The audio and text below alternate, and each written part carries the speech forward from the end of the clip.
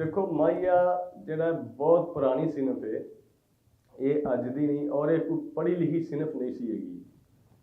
ਇਹ ਸਿਰਫ ਔਰ ਸਿਰਫ ਜ਼ੁਬਾਨੀ ਇਹਨੂੰ ਇੰਜ ਸਮਝ ਲਵੋ ਕਿ ਕੋਈ ਬਾਲੋ ਜੱਟੀ ਨਾਂ ਦੇ ਉੱਤੇ ਨਾ ਇੱਕ ਔਰਤ ਸੀ ਜਿਹੜੀ ਮਾਹੀਏ ਗਾਉਂਦੀ ਸੀ ਤੇ ਉਹ ਸੀਨਾ ਜਿਹੜਾ ਸੀ ਨਾ ਉਹ ਚੱਲੇ ਆ ਰਿਹਾ ਸਨ।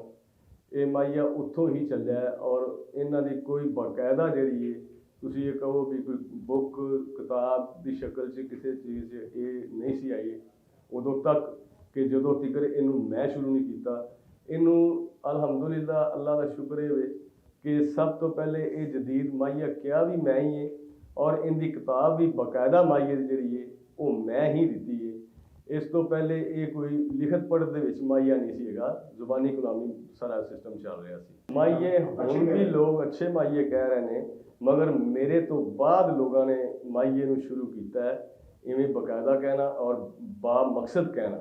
ਉਸ ਤੋਂ ਪਹਿਲੇ ਬਾ ਮਕਸਦ ਮਾਹੀਆ ਜਾਂ ਬਾ ਮਕਸਦ ਪਹਿਲਾ ਮਿਸਰਾ ਨਹੀਂ ਸੀ ਆਉਂਦਾ।